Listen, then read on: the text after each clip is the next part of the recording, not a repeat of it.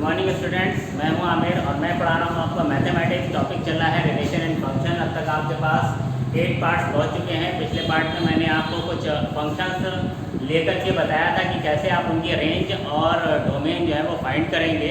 उम्मीद है कि वहाँ तक आपने अच्छे से प्रैक्टिस की होगी, पढ़ा होगा, समझ में आया होगा आपको। आज हम आपके लिए लेकर आए हैं मिसलेनियस एक्सरसाइज आपकी एनसीईआरटी बुक की। इसमें क्वेश्चन नंबर 1 जो है उसमें आपको 2 फंक्शन दिया हुआ है। एक फंक्शन ये एफ है, ये फंक्शन पीस वाइज फंक्शन है। पीस वाइज फंक्शन मतलब 0, अगर x जो है वो 0 और 3 के बीच में है तो फंक्शन एफ ऑफ एक्स जो है वो एक्स स्क्वायर होगा, और अगर x जो है वो 3 और 10 के बीच लाई करता है तो फंक्शन एफ ऑफ एक्स जो है वो 3x की इक्वल होगा। तो इस टाइप के जो फंक्शन होते हैं उन्हें हम कहते हैं पीस वाइज फंक्शन। तो यहाँ पर 2 पीस वाइज फंक्शन दिए हुए हैं हमको, सॉरी फंक्शन तो हम नहीं कह सकते हैं, 2 रिलेशन हमको दिए हुए हैं। एक है ये एफ एक्स और एक ये जी एक्स है, और कहा गया है कि show that F is a function and G is not. आपको शो करना है कि एफ जो है वो एक फंक्शन है और जी एक फंक्शन नहीं है। तो देखिए अगर हम यहाँ पर देखें तो 0 से 3 के बीच में एफ ऑफ एक्स जो है वो क्या है, एक्स स्क्वायर। ठीक है, तो जाहिर सी बात है कि 0 और 3 के बीच में एफ ऑफ एक्स एक फंक्शन की तरह बिहेव करेगा। और अगर मैं 3 से 10 के बीच में देखूँ तो एफ ऑफ एक्स जो है वो 3x है, यानी कि यहाँ पर भी फंक्शन की तरह एफ ऑफ एक्स फंक्शन की तरह बिहेव करेगा। लेकिन अगर मैं 3 पर चेक करूँ तो 3 पर फंक्शन जो हुआ है फंक्शन जो है वो क्या हो रहा है, ब्रेक हो रहा है। तो 3 के लेफ्ट में और 3 के राइट में फंक्शन की वैल्यू चेक करनी होगी। अगर मैं ऊपर वाली डेफिनेशन से देखूँ तो at X equal to 3, at X equal to 3 function की वैल्यू जो आएगी वो क्या आएगी, यानी कि एफ ऑफ 3 अगर मैं निकालूँ, मैं आपसे पूछता हूँ कि एक्स इक्वल टू 3 पर फंक्शन की वैल्यू क्या है। तो यहाँ पर अगर मैं देखूँ तो जब एक्स 0 से 3 तक होता है, यानी कि जब एक्स 0 और 3 के बीच होता है तो फंक्शन की वैल्यू जो होती है फंक्शन एफ ऑफ एक्स जब किसके ऊपर होता है, F of X is equal to x square होता है। तो उस हिसाब से अगर मैं 3 यहाँ पर पुट करूँगा तो 3 का स्क्वायर कितना आएगा, 9 आएगा, यानी कि 3 की इमेज मुझे क्या मिलने वाली है, 9 मिलने वाली है। लेकिन नीचे वाली डेफिनेशन को अगर मैं देखूँ, नीचे वाली डेफिनेशन में अगर मैं देखूँ तो यहाँ पर भी तो x जो है वो 3 से लेकर 10 तक है, यानी कि इसके अकॉर्डिंग भी मैं 3 की वैल्यू ले सकता हूँ, एफ ऑफ 3 की वैल्यू निकाल सकता हूँ इस डेफिनेशन के अकॉर्डिंग। तो फ्रेंड्स ये तो मैंने वैल्यू निकाली है कब, when F of X is X square, when F of X is equal to x square. और आगे लिखें when F of X is equal to 3x, क्योंकि नीचे वाली डेफिनेशन के according F of X equal है 3x के equal है। तो एफ ऑफ 3 जो है वो क्या है, क्या मैं ले सकता हूँ यहाँ पर, यस x की वैल्यू मैं 3 ले सकता हूँ। तो एफ ऑफ 3 जो है वो कितना आएगा, x के प्लेस पर यहाँ मैं 3 पुट करूँगा तो 3 × 3 ये भी कितना आ जाएगा, 9 आएगा, यानी कि 3 की इमेज 9 ही आ रही है, चाहे आप यहाँ से देखें चाहे यहाँ से देखें। ठीक है, तो हमें बताया गया है कि फंक्शन क्या होता है, फंक्शन के डोमेन में उसके हर एक एलिमेंट की यूनिक इमेज होनी चाहिए। तो 0 से 3 तक अगर हम देखें तो x की मैं कोई भी वैल्यू लूँ तो उसके अकॉर्डिंग यहाँ उसकी एक यूनिक इमेज आ जाएगी। 3 से 10 के बीच में भी प्रॉब्लम सिर्फ 3 पर हो सकती थी, क्योंकि 3 पर ये फंक्शन एक्स स्क्वायर से भी डिफाइन हो रहा है और 3 पर ये फंक्शन 3x से भी डिफाइन हो रहा है। तो 3 पर मैंने यहाँ से वैल्यू देखी तो कितनी आई, 3 का स्क्वायर 9, और 3 पर यहाँ पर वैल्यू देखी तो 3 × 3 9, यानी 3 की एक ही image I, unique image I, यानी कि एफ ऑफ एक्स जो है वो फंक्शन है। Since at X equal 3 F of X has a unique image,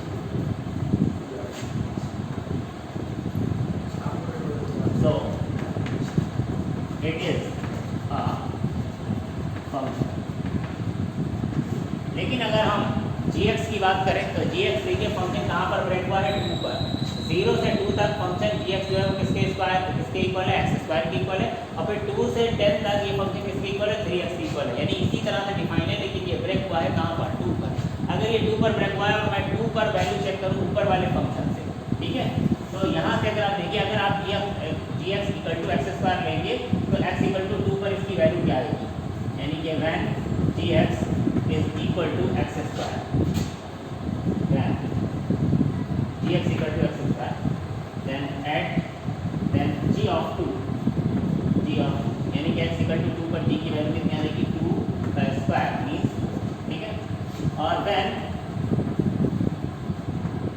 ji of X is equal to 3x, नीचे वाला मैं 3x, देन g ऑफ 2 यानी x इक्वल टू 2 पर फंक्शन की वैल्यू क्या आएगी, 3 × 2 इज इक्वल टू 6। तो अगर मैं इस तरफ को देखूँ gx वाले को देखूँ, gx वाले रिलेशन को देखूँ, तो ऊपर वाली डेफिनेशन से 2 की इमेज जो है वो कितनी आई है, 4 आई है। जब मैंने 2 इसमें इनपुट किया तो आउटपुट क्या मिल रही है मुझे, 4 मिल रही है।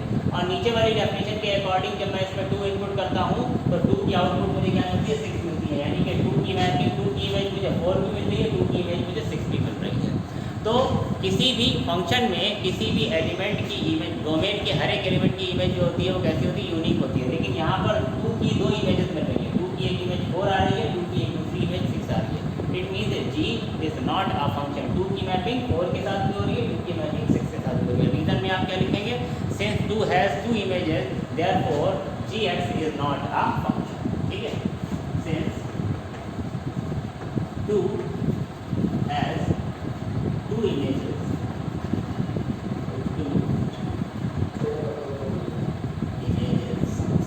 so not a function। ठीक है भाई, छोटा छोटा लिख दिया, समझ जाइएगा मैंने क्या लिखा है कि क्योंकि 2 की 2 इमेजेस हैं इसलिए जी जो है वो यहाँ पर फंक्शन नहीं है। आइए देखते हैं नेक्स्ट क्वेश्चन।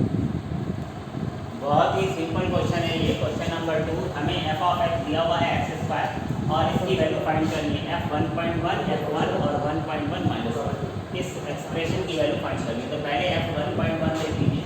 अगर f(x) जो है वो x² है तो f1.1 कितना होगा, 1.1 का होल स्क्वायर, और 1.1 का होल स्क्वायर कितना हो जाएगा, 1.2। और अगर मैं यहाँ से देखूँ तो f ऑफ 1 कितना हो जाएगा, 1 का स्क्वायर, 1 का स्क्वायर क्या हो जाएगा। ये सारी वैल्यूज आप इसमें पुट कर f1.1 की वैल्यू अभी आपने निकाली, कितनी आई है, 1.2 माइनस f ऑफ 1 की वैल्यू अभी आपने निकाली, 1 का स्क्वायर कितना है, तो 1 डिवाइड बाई नीचे कितना है, 1.1 माइनस 1.21 में से 1 को सब्ट्रैक्ट करेंगे कितना आ जाएगा, 0.21 डिवाइड बाई नीचे 1.1 से 1 सब्ट्रैक्ट करेंगे कितना आएगा, 0.1। 1 के बाद एक 0 लगा दिए, पॉइंट के बाद 2 डिजिट यहाँ भी है, यहाँ भी है, तो 21/10 या मैं इसे 21/10 या मैं इसको इस तरह भी लिख सकता हूँ 2.1।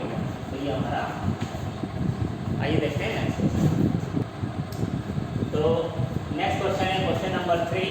इसमें हमको ये फंक्शन दिया हुआ है और कह रहे हैं फाइंड इट्स डोमेन। तो भाई पिछला पूरा लेक्चर ही इस पर बेस था कि किसी भी फंक्शन का डोमेन निकालते वक्त हम क्या करते हैं, 2 बातों का ध्यान रखते हैं कि कहाँ स्क्वायर रूट है और कहाँ पर जो है वो डिनोमिनेटर हमको मिल रहा है। तो यहाँ स्क्वायर रूट तो कहीं है नहीं और ये फ्रैक्शन की फॉर्म में है, मुझे इसमें डिनोमिनेटर मिल गया है।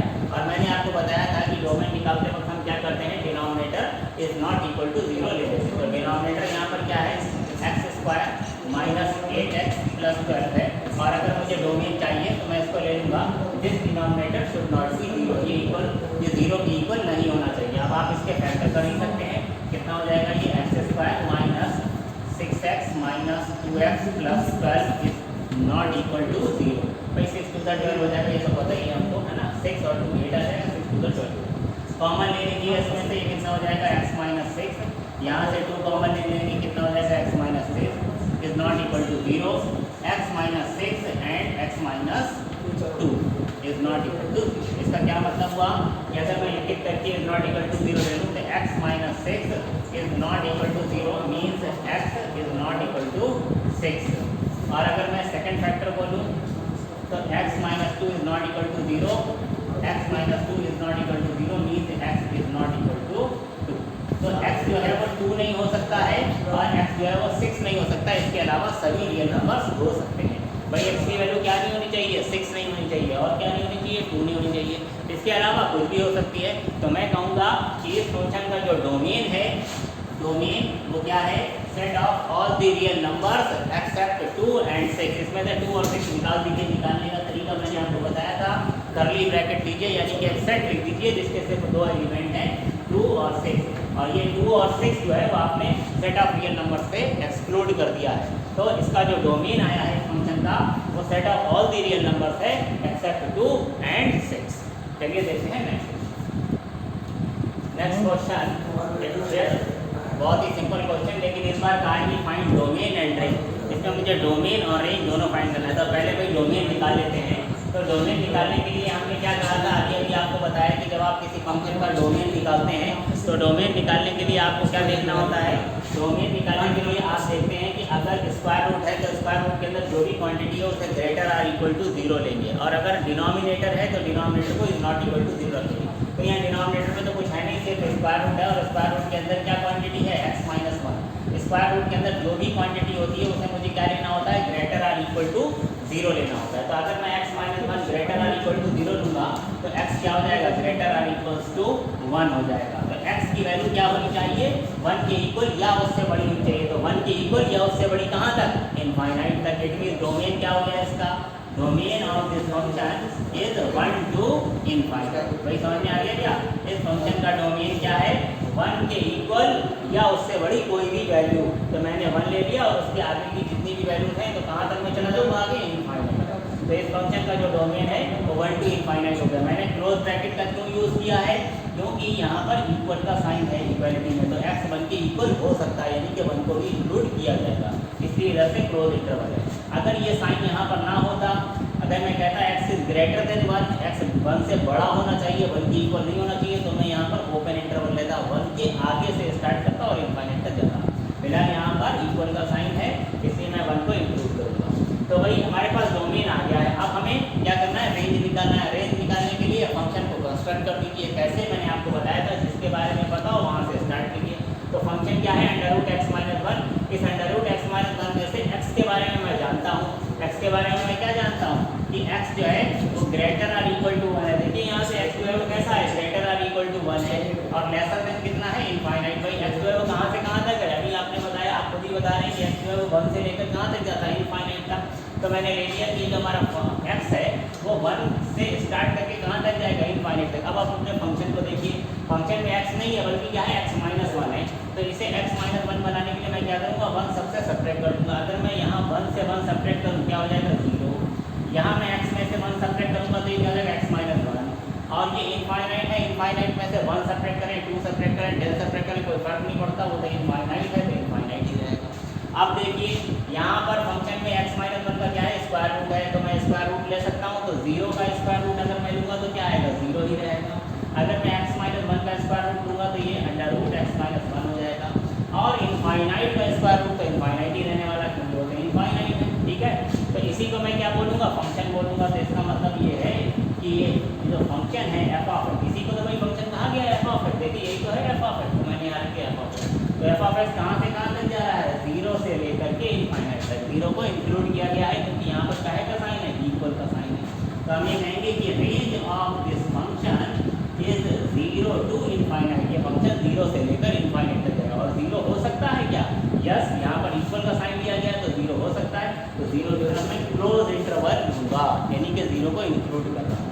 और इनफाइनाइट की तरफ तो ऑलवेज कैसा रहता है, ओपन इंटरवल रहता है। तो इस फंक्शन का डोमेन जो है वो क्या है, 1 टू इन्फिनिटी, और इसकी रेंज जो है वो क्या है, 0 टू इनफाइनाइट। आइए देखते हैं नेक्स्ट पार्ट। तो ये है नेक्स्ट क्वेश्चन। भाई इसका डोमेन बताना है। डोमेन के लिए क्या देखते हैं, डोमेन में हम देखते हैं कि कहाँ पर फंक्शन जो है वो नॉट डिफाइन है। ऐसी एक्स की कौन सी वैल्यू है जिसके लिए फंक्शन जो है वो डिफाइन ना हो, वो वैल्यू हम हटा लेते हैं। तो उसके लिए तरीका ये है कि आप डिनोमिनेटर देखिए, डिनोमिनेटर है अगर तो, स्क्वायर रूट देखिए अगर स्क्वायर रूट है तो, या और कोई प्रॉब्लम है तो यहाँ पर ना तो स्क्वायर रूट है ना ही डिनोमिनेटर है। आप जो मर्जी चाहे एक्स की वैल्यू इसमें पुट कर सकते हैं, फंक्शन को कोई प्रॉब्लम नहीं होगी। एक्स के प्लेस पर 0 रख सकते हैं। अगर मैंने एक्स के प्लेस पर 0 रखा तो 0 माइनस 1 क्या हो जाएगा, -1। -1 का मॉड क्या आएगा, 1, कोई प्रॉब्लम नहीं। एक्स की वैल्यू माइनस में मैं कुछ ले सकता हूँ, -100 -1000 कुछ भी रख दीजिए। -100 रखेंगे क्या होगा, -101। -101 का मॉड क्या आ जाएगा, 1 आ जाएगा, कोई प्रॉब्लम। प्लस की कोई वैल्यू ले सकते हैं, प्लस का 1000 ले लें, 1000 -1 क्या आ जाएगा, 999, इसका मॉड क्या है 900। यानी एक्स की कोई भी वैल्यू आप इसमें पुट करिए, यहाँ कोई प्रॉब्लम आने वाली नहीं है। तो हम कहेंगे कि एक्स जो है वो माइनस इनफाइनाइट से लेकर के प्लस इनफाइनाइट तक आप एक्स की कोई भी वैल्यू इसमें पुट कर सकते हैं। यानी कि इसका जो डोमेन है इस फंक्शन का वो क्या है, set of all the real number. यहाँ पर कुछ भी सॉल्व करने के लिए नहीं है। अब आज बात करते हैं इसकी रेंज की। तो रेंज बड़ा इंटरेस्टिंग है। देखिए जो फंक्शन है मेरा वो क्या है, मॉड ऑफ एक्स माइनस 1 है। हमने बताया कि अगर आप रेंज निकालना चाहते हैं तो फंक्शन को कंस्ट्रक्ट करिए, ये सबसे अच्छा मेथड है। तो फंक्शन को कैसे कंस्ट्रक्ट करेंगे, देखिए डोमेन तो हो गया, मैं यही करूँगा। तो x के बारे में तो हम जानते हैं ना, अभी तो हमें पता चला कि x कहाँ से कहाँ तक है, माइनस इनफाइनाइट से लेकर के प्लस इनफाइनाइट तक है, ठीक है। फंक्शन में क्या है, x -1 है। तो अगर मैं x -1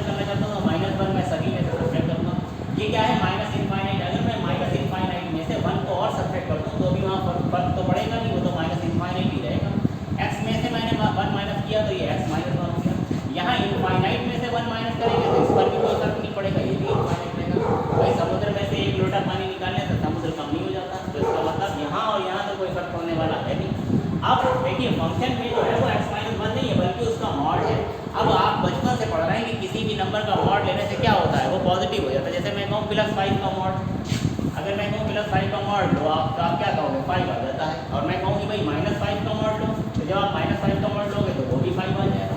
तो कहने का मतलब ये है कि जब हम किसी नंबर का मॉड लेते हैं तो वो पॉजिटिव हो जाता है, या तो वो 0 होता है या पॉजिटिव होता है, वो निगेटिव नहीं हो सकता। तो ये जो x-1 है ये कहाँ से कहाँ तक जा सकता है, ये -∞ से लेकर +∞ तक है।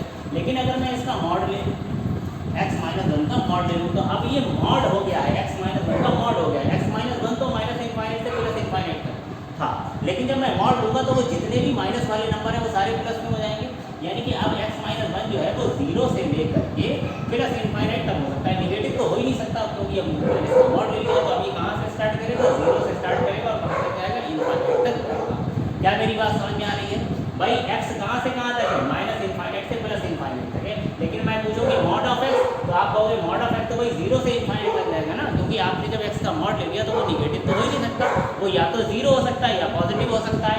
तो भाई मॉड ऑफ x-1 या तो 0 हो सकता है, यानी कि 0 के इक्वल हो सकता है, और या फिर पॉजिटिव हो सकता है, यानी कि 0 से बड़ा हो सकता है। 0 से बड़ा यानी कि मॉड जो है वो कहाँ तक हो सकता है, ∞ तक कुछ भी हो सकता है। तो मॉड ऑफ x-1 0 से लेकर के ∞ तक कोई भी वैल्यू हो सकती है। अब इसी को तो मैं फंक्शन बोल रहा हूँ, यही तो है मेरा फंक्शन। तो मैं अगर यहाँ पर लिख दूँ f(x), तो आप ये कहेंगे कि जो हमारा फंक्शन f(x) है वो 0 से लेकर के कहाँ तक जा रहा है, ∞ तक जा रहा है। और इसका मतलब मुझे यहाँ से दिखाई दे रहा है कि फंक्शन की जो रेंज हो गई है वो क्या हो गई है, 0 to ∞। 0 को मैंने इंक्लूड किया, इधर मैंने कौन सा इंटरवल लिया, क्लोज इंटरवल लिया, तो मैं 0 को इंक्लूड कर रहा हूँ क्योंकि फंक्शन की वैल्यू 0 हो सकती है। उम्मीद है कि ये क्वेश्चन समझ में आया होगा। अब हम आपको बताते हैं नेक्स्ट क्वेश्चन। ये बड़ा ही अच्छा क्वेश्चन है क्योंकि इसमें आप ज़्यादा कुछ सॉल्व नहीं कर सकते हैं, लेकिन आपको बताना है इसकी रेंज। तो हम फंक्शन को इस तरह से कंस्ट्रक्ट करना बहुत मुश्किल काम है क्योंकि फ्रैक्शनल फंक्शन है। तो सबसे पहले देखिए, ये हमसे इस क्वेश्चन में ये कहा गया है कि एक फंक्शन है जो कि डिफाइन है R2R, यानी कि रियल नंबर से रियल नंबर में डिफाइन है। मीन्स हमको पहले से बता दिया गया है कि जो फंक्शन का डोमेन है वो क्या है, सेट ऑफ रियल नंबर है। तो set of real number domain जो है वो सेट ऑफ रियल नंबर है। अच्छा, ये जो फंक्शन में डिफाइन किया गया है f, और ये क्या है, ऑर्डर्ड पेयर x दिया गया है, x, x² upon 1 + x², where x belongs to R। इसका मतलब क्या है, इसका मतलब ये है कि f(x) को जब आप फंक्शन में x इनपुट करेंगे तो उसकी आउटपुट इस x की आउटपुट मिलेगी, वो क्या मिलेगी, x² अपॉन 1 + x² मिलेगी। ये मतलब है। तो यहाँ पर x जो है वो क्या है, रियल नंबर है। रियल नंबर होने का मतलब x जो है वो क्या होगा, -∞ से लेकर के +∞ तक कुछ भी हो सकता है ना। अगर x जो है वो -∞ से +∞ तक कुछ भी हो सकता है, तो जब मैं x² लूँगा तो वो तो 0 से ∞ के बीच में आएगा, क्योंकि जब आप स्क्वायर करेंगे तो x² निगेटिव तो हो नहीं सकता, तो वो 0 से लेकर के ∞ तक आएगा। अब आपको बात समझनी होगी, जो आप x ले सकते हैं वो तो आप -∞ से लेकर +∞ तक कुछ भी ले सकते हैं, लेकिन जो x² आपको मिलने वाला है वो कहाँ से मिलेगा, वो 0 से ∞ हो, कहाँ से शुरू होगा, वो 0 से शुरू होगा, है ना, और कहाँ तक जाएगा, ∞ तक। अब जरा ध्यान दीजिए, अगर मैं x² क्योंकि x² कहाँ से स्टार्ट होगा, 0 से स्टार्ट होगा। अगर मैं x² की वैल्यू यहाँ पर 0 लेता हूँ, ठीक है, ध्यान दीजिए, अगर x² की वैल्यू आप 0 लेंगे तो 0 / 0 + 1, यानी कि 0 / 1 आपको क्या मिलेगा, 1 मिलेगा। यानी फंक्शन की जो लीस्ट वैल्यू आपको मिलेगी वो क्या मिलेगी, सॉरी 0/1 क्या मिलेगा, 0। तो जो फंक्शन की लीस्ट वैल्यू आपको मिलेगी वो क्या मिलेगी, 0। अब जैसे जैसे मैं x² की वैल्यू बढ़ाऊंगा, 0 के आगे 1 करूँगा, 2 करूँगा, 3 करूँगा, 4 करूँगा, तो मुझे यहाँ से वैल्यू कुछ ना कुछ मिलना शुरू होगी। लेकिन आप ज़रा सोचिए, जब x² को मैं बढ़ाता जाऊँगा, सपोज x² की वैल्यू मैंने क्या ली है, 10 ली है। ज़रा सोचिएगा, जब मैं x² 10 लूँगा तो ये ऊपर 10 है और नीचे क्या होगा, 10 + 1 11, ठीक है, 10/11, तो एक वैल्यू आपको मिलेगी। फिर जब मैं इसको और बढ़ाऊँगा, 100 लूँगा, तो ऊपर है 100 और नीचे क्या होगा, 100 + 1 101, तो 100/101 यानी कि 0.99 समथिंग आएगा। जब मैं इसको और बढ़ाऊँगा तो क्या होगा, सपोज मैंने x² जो है वो 1000 ले लिया, तो 1000/1000 + 1 1000/1000, यानी कि ये और 0.999 और 1 के क्लोज होगा। तो जैसे जैसे आप x² की वैल्यू बढ़ाते जाएंगे तो ये वैल्यू क्या होगी, 1 के क्लोज और क्लोज पहुँचती जाएगी। लेकिन कभी भी एग्जैक्टली देखिए 1 नहीं होगी, आप x² के प्लेस पर 1 करोड़ भी रख के देख लीजिए, तो 1 करोड़ अपॉन 1 करोड़ 1 होगा, तो वो एग्जैक्ट 1 नहीं आएगा, हालांकि वो 1 के बहुत क्लोज आएगा, वो 0.9999 समथिंग आएगा।